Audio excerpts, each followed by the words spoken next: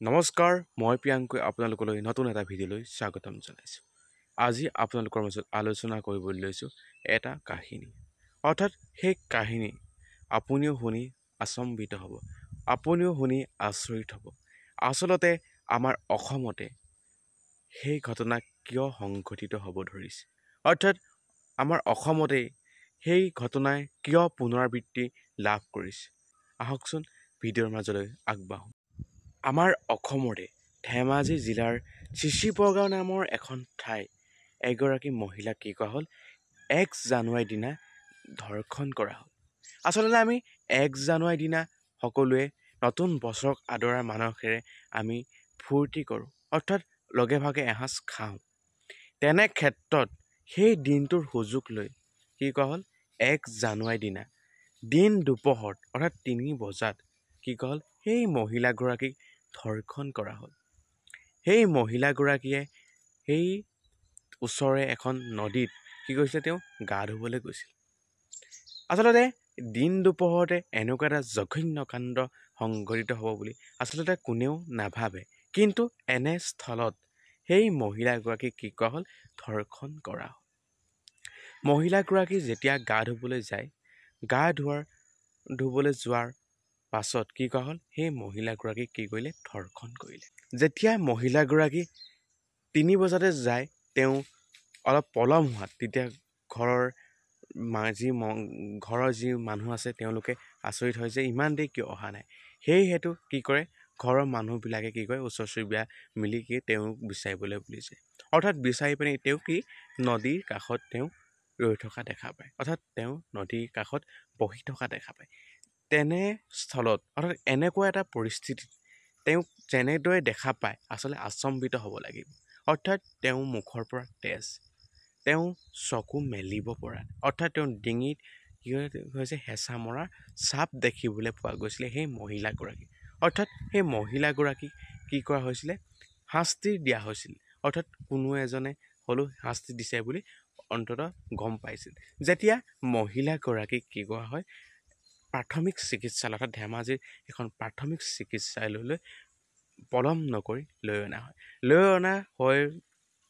যেতিয়া লৈ অনা হয় তেতিয়া কি হয়, মহিলাগৰাকীক গম পোৱা যায় যে তেওঁক ধৰ্ষণ কৰা হয়। মহিলাগৰাকীক তেতিয়া কি হয়, ধৰ্ষণ কৰা হয় বুলি গম পোৱা যায়। পৰিস্থিতি ইমানেই বেয়া হৈ যায় যে এই মহিলাগৰাকীৰ ক্ষেত্ৰত কি হয়, ধেমাজিৰ যি প্ৰাথমিক চিকিৎসালয় তাত নাৰাখি কি হয়, ডিব্ৰুগড়লৈ এই মহিলাগৰাকীক প্ৰেৰণ কৰা হয়। বিশেষ সূত্ৰযোগে আমি গম পাইছোঁ যে সেই মহিলাগৰাকীক লক্ষেশ্বৰ পুতেকে কি কৰা হয়, তেওঁক ধৰ্ষণ কৰিছে বুলি আমি ইতিমধ্যে গম পাইছোঁ। কিন্তু সেই লক্ষেশ্বৰ পুতেক বোলে 17 বছৰীয়া বুলি আমি বিশেষ সূত্ৰৰ পৰা আমি গম পাইছোঁ। কিন্তু এটা প্ৰশ্ন হয়, এগৰাকী নাৰীক 17 বছৰীয়া এজন পুৰুষে কিয় ধৰ্ষণলৈ চেষ্টা কৰিছিল, অৰ্থাৎ ধৰ্ষণ কৰিবলৈ কিয় আগবাঢ়িছিল। অৰ্থাৎ সেই 1 জানুৱাৰীৰ দিনা অৰ্থাৎ নৱবৰ্ষৰ প্ৰথম দিনাই কিয় এনে জঘন্য কাণ্ড সংঘটিত হৈছিল। অৰ্থাৎ সেই 17 বছৰীয়া এজন পুৰুষে এই এটা মহা পাপ কাম কৰিবলৈ কিয় তেওঁ কুণ্ঠাবোধ কৰা নাছিল, তেওঁ কিয় এবাৰো ভবা নাছিল, তেওঁ কিয় সেই জঘন্য কাণ্ডৰ বাবে তেওঁ কি হৈছিল, নিজকে আবদ্ধ কৰি ৰাখিছিল, নিজকে কি কৰিছিল, তেওঁ সেই জঘন্য কাম কৰিবলৈ তেওঁ কি হৈছিলে, অনুপ্ৰাণিত হৈছিল। এইগৰাকী মহিলা এগৰাকী পত্নী, অৰ্থাৎ একোজন পুৰুষৰ পত্নী আছিল, এগৰাকী 3 বছৰীয়া কন্যা আছিল। তেনেস্থলত দিন দুপৰতে নৱবৰ্ষৰ প্ৰথম দিনাই কিয় এনেকুৱা এটা জঘন্য কাণ্ড সংঘটিত হ'ল।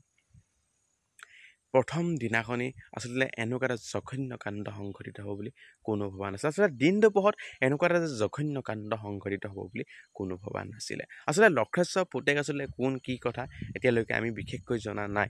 তথাপিতো এগৰাকী 17 বছৰীয়া যেতিয়া যুৱকে এনেকুৱা এটা জঘন্য কাণ্ড সংঘটিত কৰিবলৈ অকণো কুণ্ঠাবোধ কৰা নাছিল, আচলতে এইটো বিস্ময়কৰ বুলি ক'ব লাগিব, এটা চিন্তনীয় বিষয় বুলি আজিৰ সমাজত মই ক'ব লাগিব। যি কি নহওক, এগৰাকী নাৰী, এগৰাকী পত্নী এগৰাকী মাতৃ এনে এক জঘন্য কাণ্ড সংঘটিত কৰা যুৱকজনৰ বিৰুদ্ধে কঠোৰতম কঠোৰ শাস্তি বিহাৰ পদক্ষেপ ল'ব লাগে বুলি মই বিশেষকৈ ভাবোঁ। আচলতে এই ক'ব গ'লে সেই জঘন্য কাণ্ড যে পুনৰাবৃত্তি নাপাওক প্ৰতিবাৰে দোহাৰি থকা হয়, তথাপিতো প্ৰতিবাৰে কি হয় সেই জঘন্য কাণ্ডবিলাকে কি হয় পুনৰাবৃত্তি লাভ কৰি আহিছে।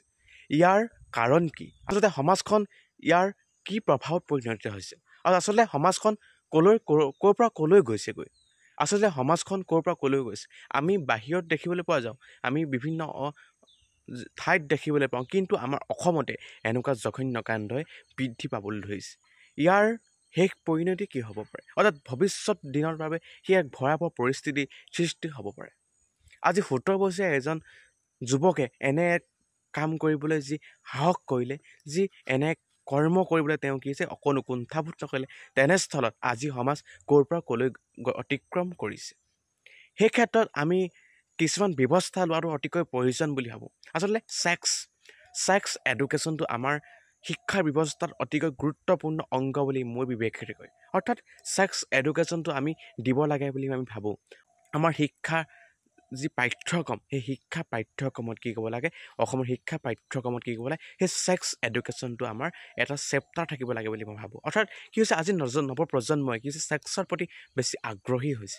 তেওঁলোকে ছেক্স বস্তুটো কি আচলতে ছেক্সৰ প্ৰলোভত পৰি কি হৈছে আজিকালি জঘন্য কাণ্ড সংঘটিত কৰিবলৈ তেওঁলোকে কুণ্ঠাবোধ কৰা নাই। আজি সমাজ ক'ৰ পৰা ক'লৈ গতি কৰিছে, আজি নৱপ্ৰজন্মই কি শিক্ষা পাইছে, এটা ডাঙৰ চিন্তনীয় বিষয়।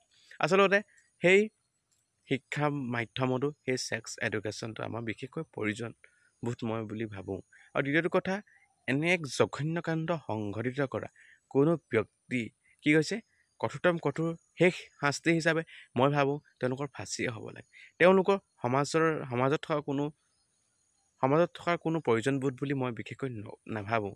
কাৰণ কেলৈ কৈছোঁ, এগৰাকী মাতৃক, এগৰাকী কন্যা সন্তান থকা মাতৃক কি কৰা হয়, যেতিয়া ধৰ্ষণ কৰা হয়, এগৰাকী পত্নীক কি হয় ধৰ্ষণ কৰা হয়, এগৰাকী মহিলাক ধৰ্ষণ কৰা হয়, তেনেস্থলত সেই পুৰুষজনৰ সমাজত কোনো অস্তিত্ব নাই।